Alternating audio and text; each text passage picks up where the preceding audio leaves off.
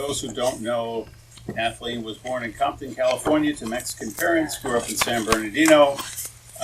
6 books include a short story collection and we got Flower in the Skull here and a couple of her books. So, for the people who are interested in participating in the workshop right now, it's going to be on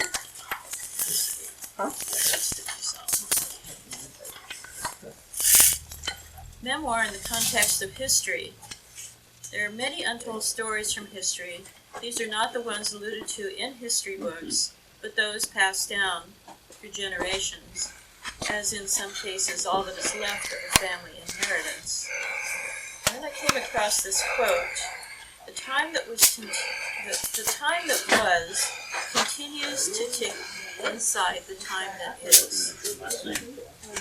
And that's from Eduardo Galeano, from Upside Down, a primer for the looking glass world. And some of you may know Eduardo Galeano was quite a philosopher and published a number of books about his impressions of the world and their place in it. So tonight I thought, this afternoon, that if everyone wants to take one page of that, it's a poem by Garrett Hongo, and I think it fits the definition of the things that we're going to talk about today. So I'm going to ask Paul, since you're here, you're first in line, to read that first stanza out loud. Can you hear Paul, Peter? If Paul speaks, can you hear him? Yeah. Should I turn around? Or should he turn around? Just stand on one foot. Or sit here. The left foot. Would you like to sit in the seat of power? No. Castilleja Miniata grows in dry marshes, open woods, and meadows in a range from northern California to eastern Oregon and the Cascades. My cousin, just married, came upon a field of them while hiking around Mount Rainier. She posted a selfie on Facebook, she and her husband both ruddy-cheeked, facing a brisk wind, their hair tousled, making whips like florets of paintbrush dancing around coronas of pure happiness visited upon them by the everlasting. Now, look at those first 2 lines.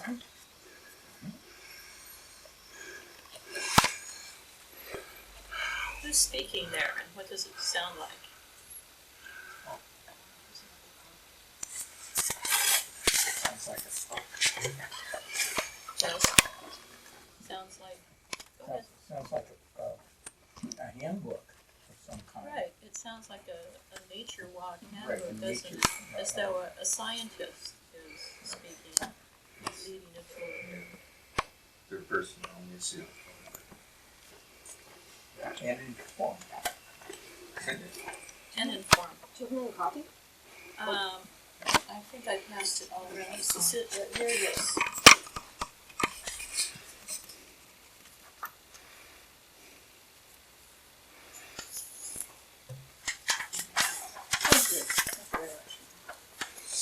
So, then the next 2 lines.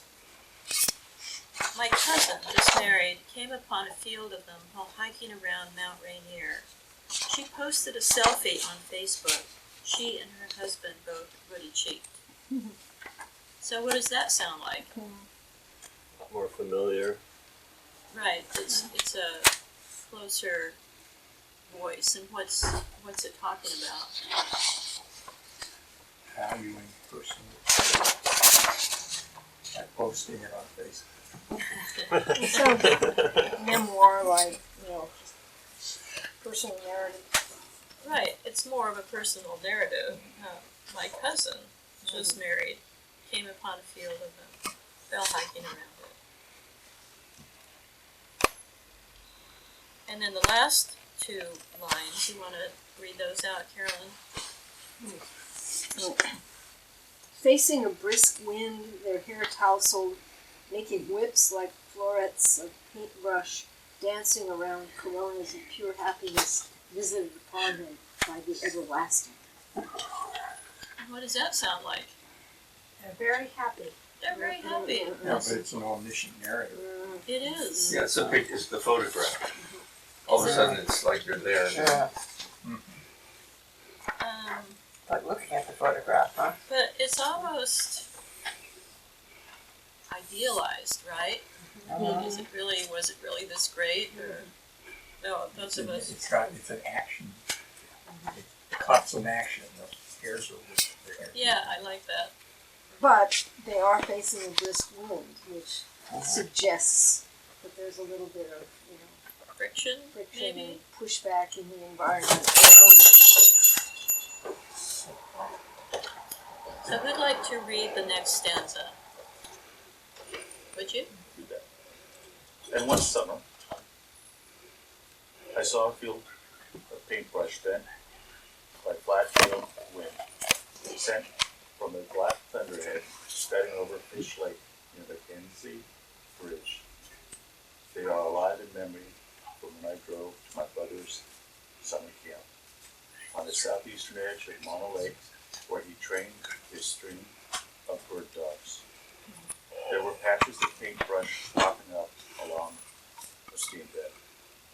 Candles of red rising from dry ground, surrounded by salt beds, tufa, and black louder sounds. So this is a lovely description of the landscape, right? But what does it seem to assume? They're dead? No, No, they're alive in memory. it is. No, it's, well, Go ahead. one thing is it's like desert. The very dry, very harsh conditions where this plant grows. But it also seems like, the personal, the personal has nothing to do with the paintbrush. Yeah, we're kind of jumping back and forth, aren't Yeah, we? we're Yeah. not, This we're not, description of the landscape and my cousin, who's newly married, which seems to be a whole different thread that's going through this. Black thunderhead boat jumps out. Yeah, along with the lava, right? Sort of tension between a fairly harsh, beautiful environment and these gentle people sort of going through their motion of an advertisement for something. And it also seems like this plant, the speaker of the poem has a whole series of associations and memories connected to this particular wildflower. And this particular stanza seems to focus on the hardiness of this paintbrush, that it can grow. It needs to be it needs to have some water, but it seems to be hardy enough to thrive in dry areas also. Okay, so we have a narrative about the young couple, and then we have these descriptions of the landscape focusing on paintbrush. Sorry. Oh. Right there with it. Yes. And if these two landscapes, if you've been to them, they're very different. Mono Lake is hot, it's dry. The mountain's very clear and crisp. They're very different. Yes. Yeah. Yes, I've been in that area once. Okay, who'd like to jump to something completely different now? Would you like to read Sure. the next part? No. In 1944, I'm asking. In 1944, internees at Tule Lake gathered the blossoms to pound into paste. A dye they mixed in chawan, or painted flowers on burlap they ground to make humble sleeves for chopsticks they'd fashioned from scrap pine. A decorous touch at mealtimes while incarcerated during World War II. Did Uncle Moss tell me this? At 95, the last time he visited, away at college in Stockton when the war broke, he got rounded up. by executive order 9066. So, Yeah. this becomes suddenly very serious Yes. as we contemplate this historic event. And,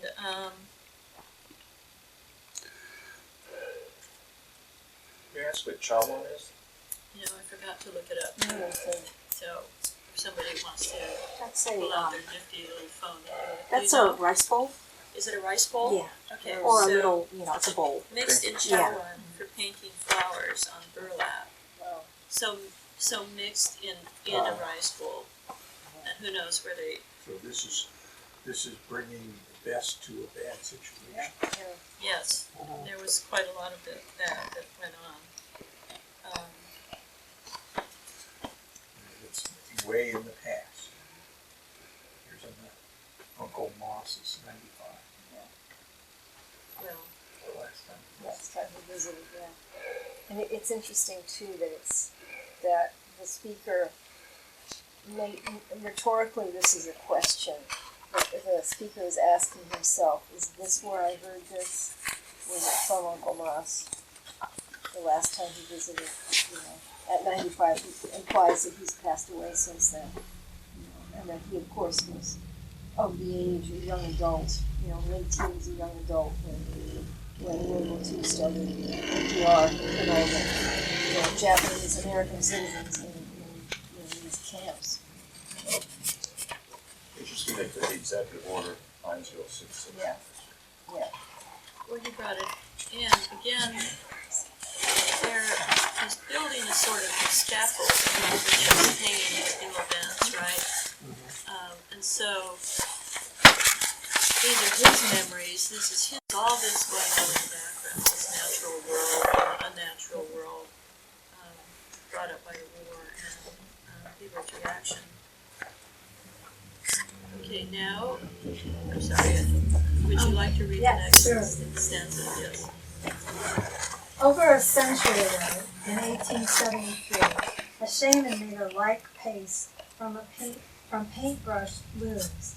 To dye the red tule rope, he wove for a sacred circle around the ghost stand of 52 warriors who would make their stand against 400 U.S. soldiers, and cavalry sent to remove the modoc from the lava beds of their native land.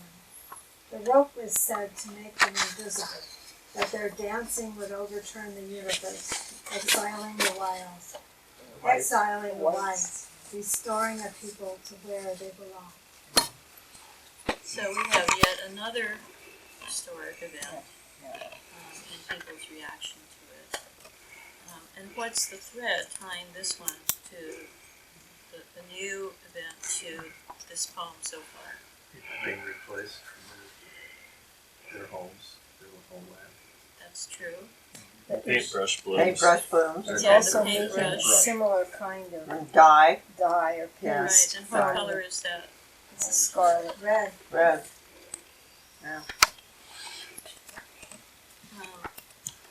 I also read into it because you've got the shaman.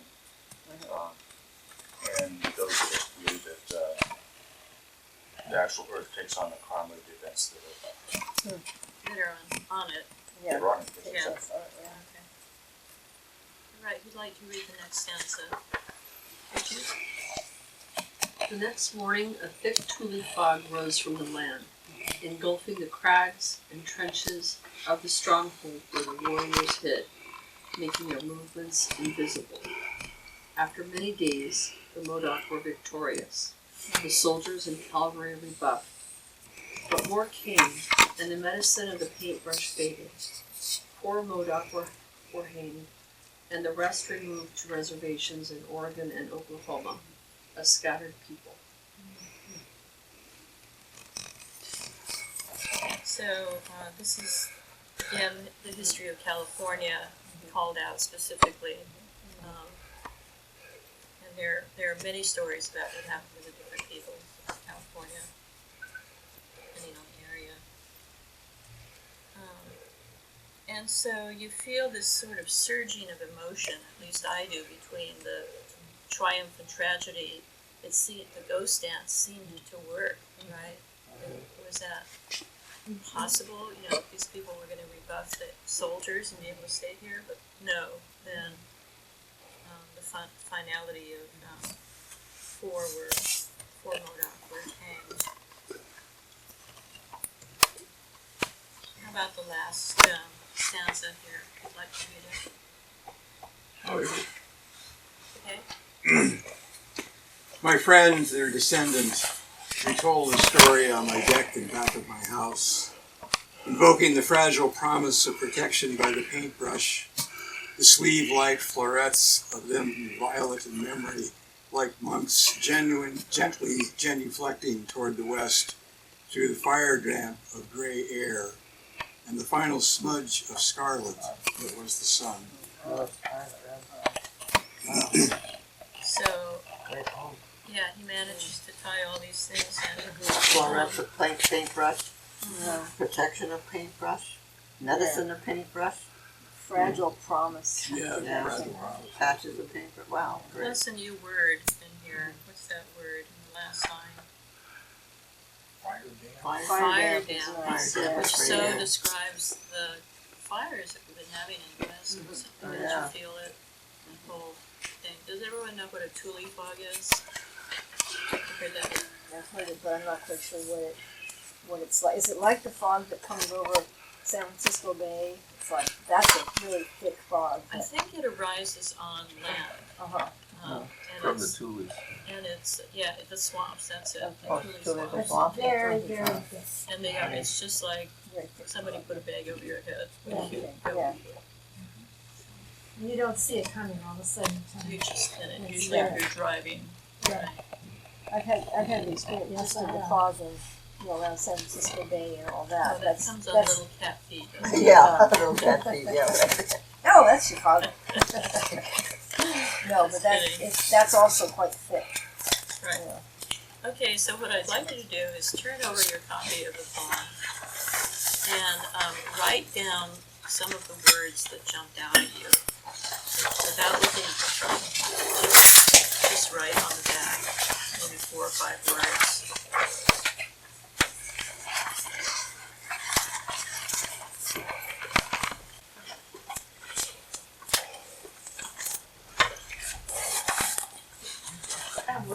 You have words, share? Red, scarlet, pink, mono, dry, captured, and moved away from home. Moves away from home, Yeah, moved away from moved away from home, okay? So there's a thread to those that you remember. How about you? Similar set. Paintbrush, red, fire damp, tule, Modoc, and then not in parentheses, exile. Thanks, Anna. It wasn't in the poem. That's okay. Who else would like to share your words? Carol will, and then Peter. Me? Yeah. Oh, okay. Selfie, tule fog, fire damp, shaman, fragile promise, paintbrush, ghost dance, and Modoc. Who got those things? Peter? Floret, paintbrush, chawan, Modoc, cousin.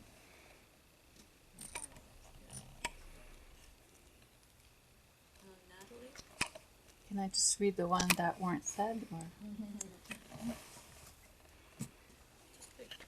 I'll read them all? Tule rope, tule fog, genuflection, paintbrush, made invisible, exiled white, florets scattered. Now, when you think of those words that you're sort of distilling from this, it's another poem, right? It's kind of different than what we actually read. Anyone else want to share your words? Yes, Christopher? Paintbrush, Scarlet, Shaman, Executive Order, Ghost Dance. Okay, so just for fun, do some free writing now with those words. See what happens.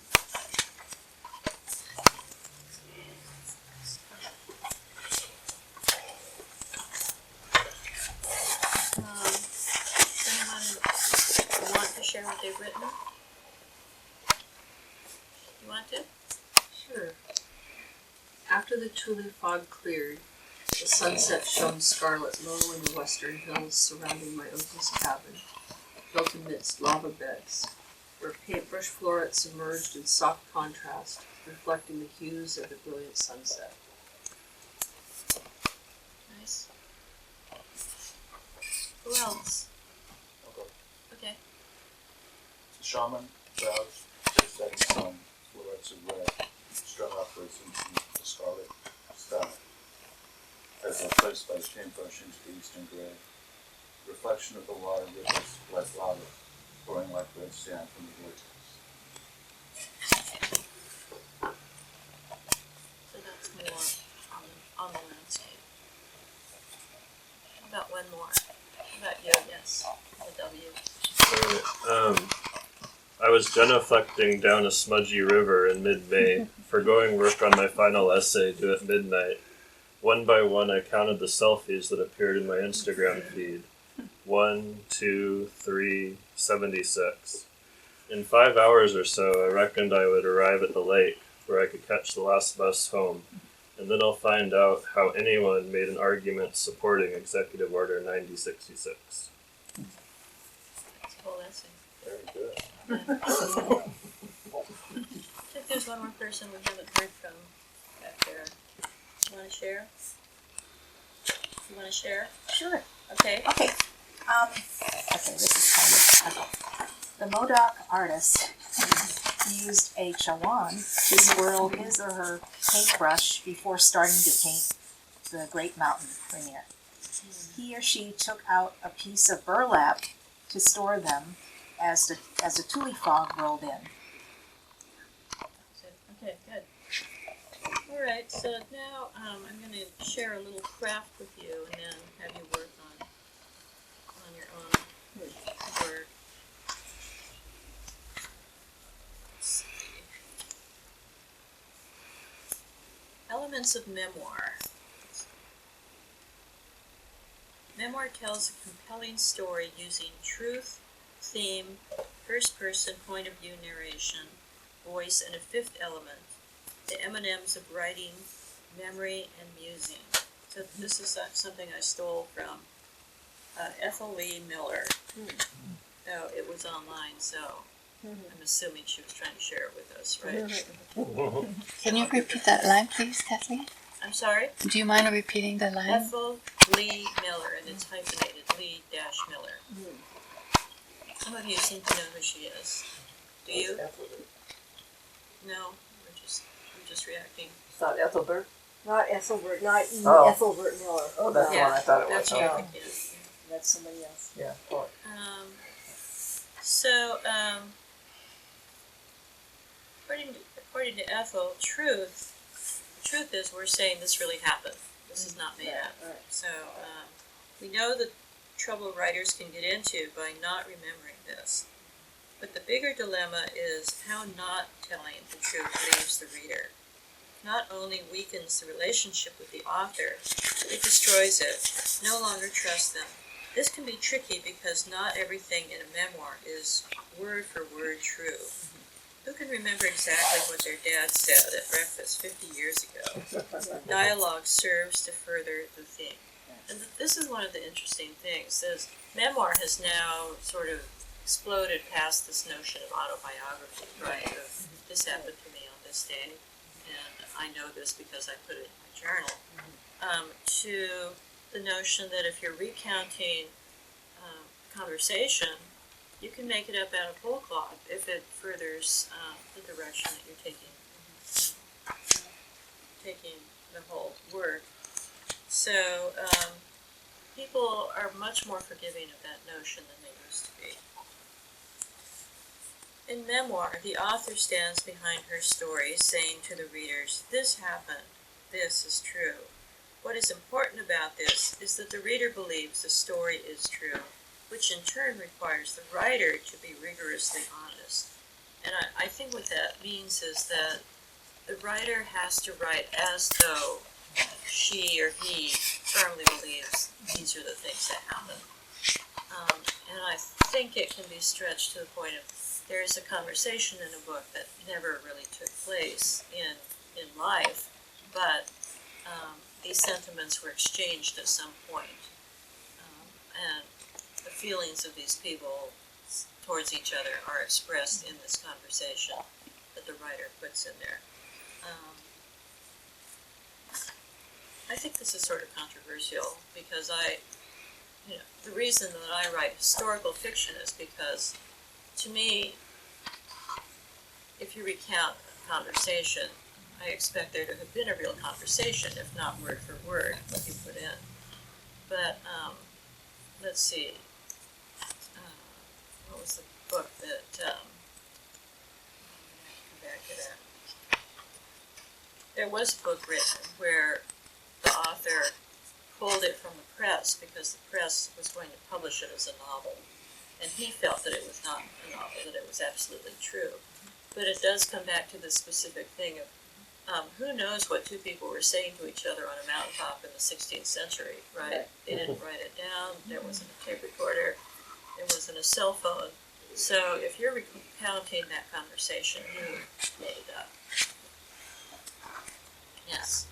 Yeah, it sounds like you're talking about like memoirs becoming more like screenplays, where they freely change the story to and put in a conversation to try to, I guess, the Right, short fill out the story. encapsulate it and Yeah. get the gist of it across, but it's all fictional, Right.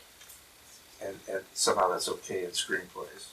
I think it is, but I don't think that they say anything more specific than perhaps based on a true story. Right. And that's how you get away with that. Yeah. And even in things like, for example, in a novel, there may be an interior monologue where the author's thinking about something, and then there's a telephone conversation, or a memory of a telephone conversation or something, and then if it becomes a screenplay, you've got to have the one character come physically to the house of the other person and have that conversation face to face. Right. Because it's not going to work as a voiceover or as a phone call. It's not going to have the dramatic impact. Right. Yeah. Okay, the second element here is theme. Memoir is different from autobiography in choice of subject matter. And this is also an interesting point that she makes. An autobiography is a story of a life. Names imply that the writer will somehow attempt to capture all essential elements of that life. Memoir, on the other hand, makes no pretense of replicating the whole life. Indeed, one of the important skills of memoir writing is the selection of the theme or themes that will bind the work together. So, if you're writing about a specific person, perhaps it was someone who spent his whole life wanting to be employed by the park district in order to save a particular area. And so that becomes the thread, the theme of the book, is following that through, and the successes or failures of this person to either work for the Park Service or preserve this place. And one of the things I'm thinking about is the Bears Ears area of Utah that has been fought over people's different roles in trying to preserve that place, and other people say, no, it belongs to everyone, and we want to put an oil well right here. So how can you stop it from doing that? So that becomes the theme of the book, as opposed to the fact that he collected stamps when he was little or something like that. Voice. Voice has been said to be the fingerprint of the writer, not the person on the page. Again, the writer with her own particular linguistic quirks, sentence rhythms, recurring images. So to a certain extent, we all have a voice that we write with. But I don't know that one necessarily needs to be able to recognize who the writer was. If you didn't have that name and you were given some writing, could you necessarily pick out and say, oh, this is clearly so-and-so writing this? I mean, David Wagner wrote a lot, right? Could you look at, say, one of his novels and tell that it was David Wagner? I don't think so. So I would say quite the opposite. The voice is usually the particular attitude and set of words that the writer uses to tell this particular story. So I think of voice as tied to each novel or each set of poetry, each memoir. Does anyone else have an opinion on that here? It's interesting you bring this up because I do think the writing, it's like a combination memoir autobiography. In other words, it doesn't go over my whole life, it goes over a segment of it. With many different events and so forth. And I was particularly intrigued by what you just had to say about conversations and filling in and then not being historical word for word, but just propelling the narrative. Because I kind of avoided putting in conversations in this manuscript that I can't remember what anybody said. Right. Just a general outline of what occurred. So that's actually quite liberating to know that you can get away with it. You can apparently get away with it, yeah. Did you have a comment? Yes. I just was gonna say that narrative versus dialogue. Without the dialogue, it's not as immediate, and so we have to add the dialogue.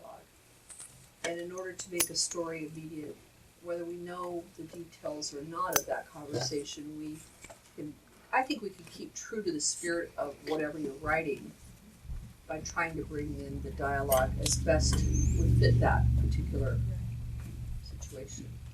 Plus, not including that dialogue deprives the writer of a whole set of possibilities, because with every dialogue, we can deepen and build each character.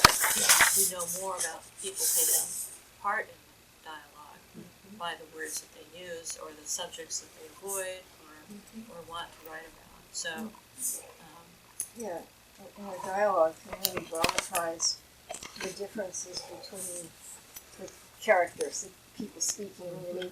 They may be historically real people or people who's part of the writer's life, but on the page they're characters. And what are the different motivations? What is it that each character wants?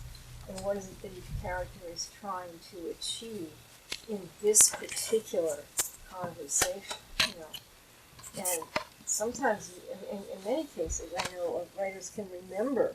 There are like really key things that people say, and you can remember. Right. You can remember from when you were 5, when your father or your mother said that really, amazing thing. it might be wrong, but you remember. But you remember it. You remember it. But the fact that you remember it as you remember it has some emotional truth to it. And then you can't remember the rest of the words in that conversation. Right. Well, I think emotional truth is what everybody's asking for at this point. Yeah, it's something to that too. Yeah. I can think of something like maybe a father said or something. You may interpret it one time and at one point in your life and interpret it different at a different point. Yeah. Right. And I can say like, I can't believe you did that. It'd be like, wow, I can't believe you did that, or I can't believe you did that. Exactly. So, I think also, kind of a question maybe for you is when you're writing something, you may have an idea, especially if you're writing something about a family member, whatever, you start writing it out, you go, oh my God, maybe she didn't mean it that way, or he didn't mean it that way, and wow, now what do I do? I'm the writer. Right. And now you have a quandary, and then it gets to the, and dialogue is great on that, because as a writer, I think you kind of reflect on that, you go, oh, maybe, and as you're starting to write it, you go, oh my God, maybe I didn't see it quite the way, and remember, the reader, that's your audience, I mean, how they're going to interpret it, maybe different. Well, and there was that whole thing with who wrote Angela's Ashes, McCord. Frank McCord. So he wrote this book, Angela's Ashes, which an Irish friend of mine calls the poor mouth book, because he poor mouths Ireland so much in it. But all of his siblings said, oh no, that's not what it was like at all. They didn't agree with him, and they think that it might have gotten some lawsuits. It's funny when you sit around the table, like at Thanksgiving, you go back on an event that happened 10 years ago with the family, every person's interpretation is totally different. And you're sitting there shaking your head going, there's just no way. You should have filmed the damn thing. Which film is it? Rashomon? Oh, yeah. Right. Every There's person 6 different different viewpoint. points of view. But on voice, there are many writers that the minute we hear a line or anything, we know We who do, that is. Like yeah. Faulkner, the Yeah. one. Hemingway. Dylan, Or Dylan Hemingway, Thomas. yes, Yeah. or Joan Yeah. Didion, who was copying Hemingway. Yeah. Yeah. So, I think that's true, and I think that there is a certain voice that some people carry through in all of their writing. I don't know that I do that because when I started I've always been able to hide behind historical characters, so that made it much easier to go forth, right. But when I wrote the book about the deepest roots, finding food and community on a Pacific Northwest island, I showed it to someone who said, I want to hear your voice in this because this is about where you live now and you're going through this. So I thought, oh no. But then I tried to do You it. interviewed all those people. I interviewed all those people, so that Yeah. helped. Yeah, I could use them. But at some point later after the book was published, someone did say, oh, it sounds just like you. I could just hear you saying these things. And so I thought, okay, well, whatever I did, it worked. But I would not be able to sit down and pick out what are the characteristics of a voice that I write in. I wouldn't know that. But maybe someone else could. Someone with too much time with her. We don't ask that authors be that self-conscious, actually. No, we don't. You know, Thank and goodness. then the further thing that when the guys in Hollywood, most of the guys, buy the rights to a work of art, they buy the rights to a book, they buy the right to change everything. Yes, that's true. And nobody is hiding that. That and in fact, they might love one character so much that character will become the main The character. main character, yeah. Yeah. Well, I was thinking, the other night, we were in the car talking about David Bowie for some reason. My husband and I just watched the biopic of David Bowie. And it's sort of interesting, but it's not really interesting. The same thing that I find with a lot of public figures is there's no real depth there, or at least not that they were willing to reveal in this time and place. And he's dead now, so any revelations are going to come after the fact. But I think that a film has to go back and do these things that we're talking about right now. It has to find the theme, whether so-and-so had a theme or not. You have to find the truth, the emotional truth in that person's life. And you have to find a voice that is at least complementary to the voice of the character that you're writing about. If you're not, I don't know about this business of writing in the eye to make it a memoir. Do you agree with that? Well, you can write in the eye and be a fiction. I'm sorry, Natalie? And maybe I misunderstood you, but writing as the eye, Using the eye. First you person. could be writing a fiction, and the point of view, yeah. Right, like something like Defoe's Journal of the Plague Year is written as if it's a memoir, but it's actually quite fictional. It's based on, this plague that swept through London at the time, all of England, but it's not exactly historical. Yes, Natalie. In the process, even of writing a memoir, sometimes it helps to write with the third person point of view and change it later, perhaps, or keeping it and making a hybrid kind of style of memoir. But I think what matters is it inside a story of emotional truth, or is it a fiction, basically? Well, I tell students that the minute you write the word I on the page, it ceases to be you, the writer or the individual who's character about. Right. So as soon as you recognize that, I think it becomes much easier to go ahead and write it out and perhaps change the point of view later. Yeah. I think I've written things that part of them were in first person and part of them were in third person, that I then had to go back and reconcile into a continuous narrative. And this is what the fourth point happens to be. Point of view, first person narrative. I woke up this morning. The narrator is the protagonist, the person who is telling the story. And let's see, separating yourself as a writer from yourself as protagonist will help give you necessary perspective to craft memoir as a story. It will also decrease the degree to which you feel exposed as others critique your work. So, this is about the sensitivity of the writer. Of course, we're all prickly about people changing our work, but we do what we can. So I don't know, first person narrative, I think would loan itself better to what was just described, what you just described, that it's a fictional character, but you're writing from inside of that character. And finally, the ongoing attempt to arrive at answers. Memoir is about perception. What is important, significant about a particular set of events? What do you remember about a certain event? Why? What did you think when it happened? What do you think now?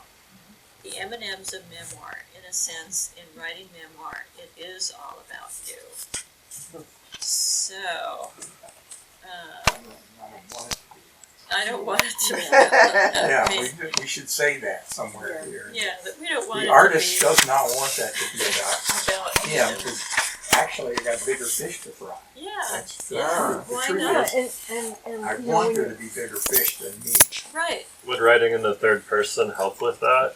You know, Yeah. where you separate the narrator from you as the character of you? Certainly to get into a subject, I think it would.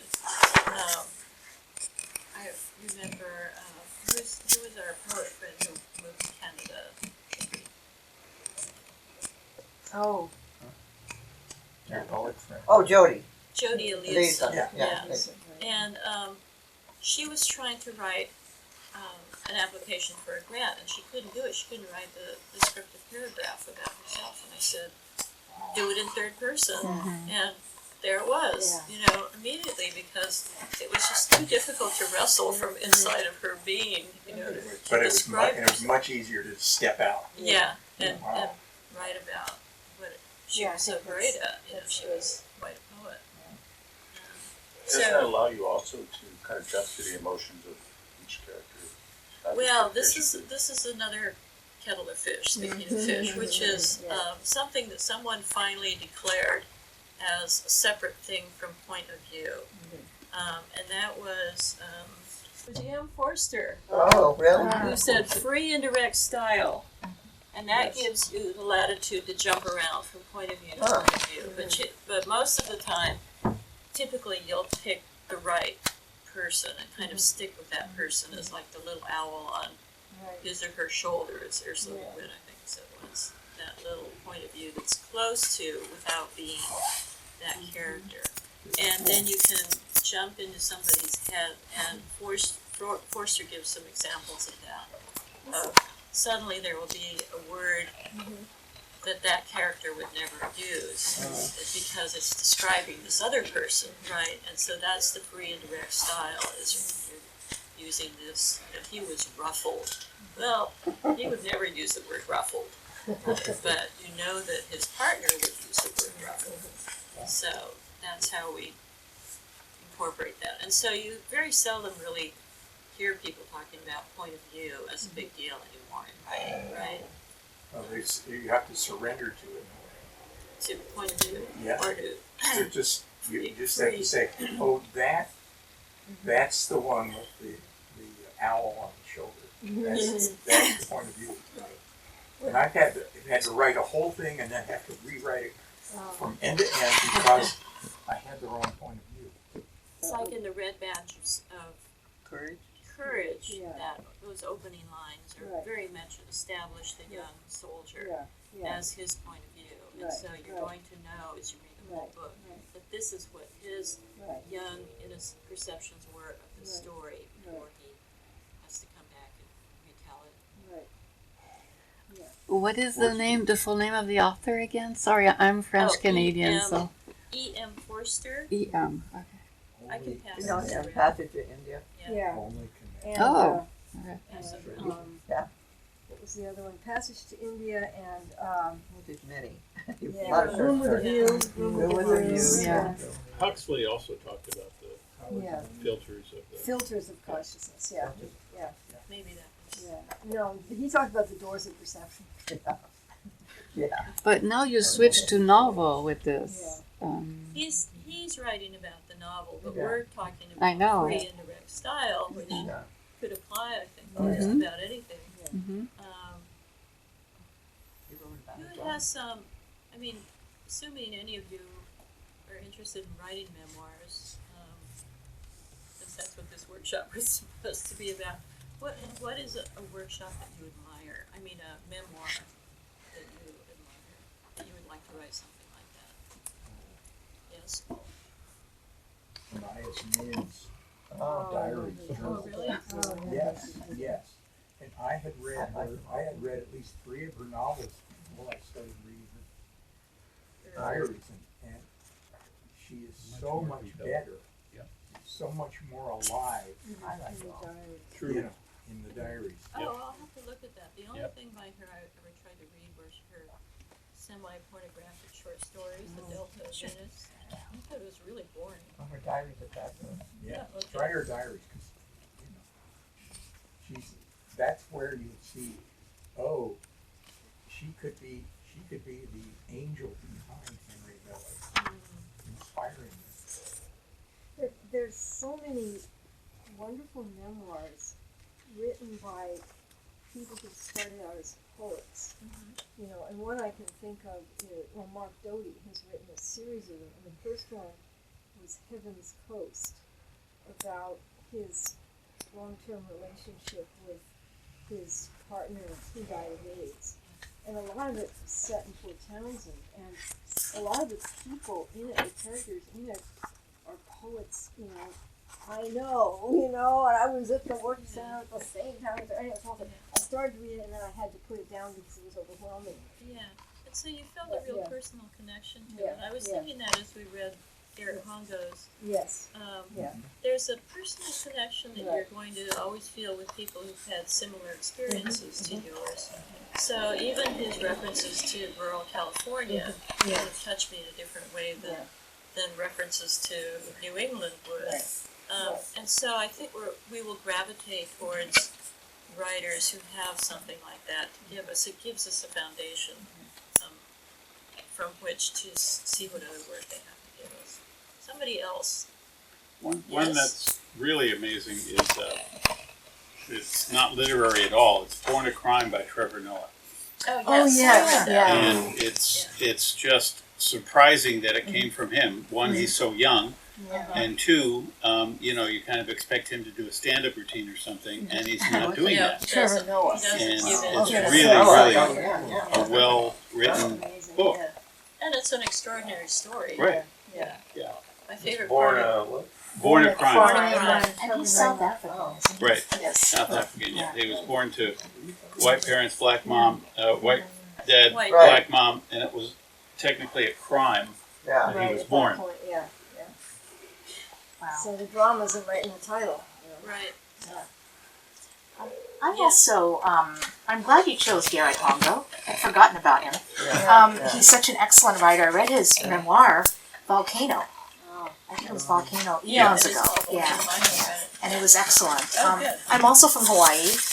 He writes from the Big Island. My father's from the Big Island, so I could really relate. And I like the fact that he writes like a regular person. He doesn't try to use a whole lot of pigeon, which has been my little thing. I've been like, pigeon, yeah. And so anyway. Sharon Hashimoto from Yeah. Yes, yeah. I There's spent her too. years trying to get the pigeon right. Yeah. Yeah, and it's really hard when you don't live in Hawaii anymore. Because I've lost. It's only when I'm in the airplane and they start talking pigeon to me it comes back. When I go Back to to you. my families and but it's really hard to get it back. Yeah. Yeah, and seem authentic. Yeah. Yeah. Well, she relied on some of her aunts quite a bit to try to get it right. But Yeah. I think the trouble with a project like that over time is the language itself is fluctuating and Yeah. changing. A lot of It's it's not- lost. It's not fixed. Yeah, but he writes well without the pigeon. Right. He does, yeah. Yeah. And if anything, he's using this semi-formal form, this sort of prose poetry in these blogs, which I've gotten interested in since one of my students was doing that. And using, scientific names for plants and the landscape. And it gives it a sort of, again, a solidarity from which you can approach the lightness or darkness of the other things that he described in this poem. Yeah. Peter? One that really struck me when I read it many, many years ago is it's really an autobiography, but I think it slides into the framework of memoir because the entire focus is the author's spiritual struggle. And that was Report to Greco by Nicholas Kazantzakis. Oh, I'm sorry, say the name again.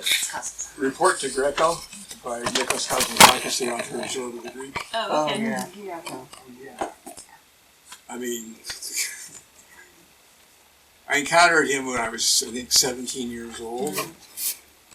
Not him personally, but His the work. first book, which I picked off a drugstore book rack, which was The Last Temptation of Christ. And then when I was 19, I spent 2 months reading his 33,333 line poem in hexameter, The Odyssey of Modern Sequel. And I've never read a more intense writer than him. Did he write that in Greek? Oh, yeah. It was originally in Greek. Yeah, Okay, yeah, so yeah, the of course, hexameter, wow. So did it make you want to write like that? Not necessarily, but it's just the intensity and the conviction, and this was not a light guy, Right. And but in Report to Greco, he goes through his different episodic periods. I mean, his heroes ranged from Christ to Buddha to Lenin, of all people, and Nietzsche and Zorba, who was a real guy. Right. And how he winds up from the beginning to the end, where he rejects Nietzsche's nihilism and he rejects Lenin, and he finally winds up with Zorba, who's the most life-affirming of all. It's just it's a fascinating journey. That's a great progression. Yeah. That sounds good. Yeah, that's great. I'd like to read him now. And I'd love Oh, to really? read a translation of his poem that is close to the hexameter, so to get the quality, the effects, or the affect of the original Greek, which Right. To translate and keep that rhythm or that What was the whatever author? you do it with mirrors. Nikos Kazantzakis. Zorba. Okay. A report to Greco. Great, thank you. Yeah. All of you for these. How many of you actually came prepared to do work on memoir? Anyone know that? 2 of you, okay. Because what I would do is give you some free time to go ahead and write based on the exercises that we did with Garrett's work. Write a scene, turn over or find a different page and write a few words out of it, and then write a scene based on those words. That sound like a plan? Totally. Okay, go.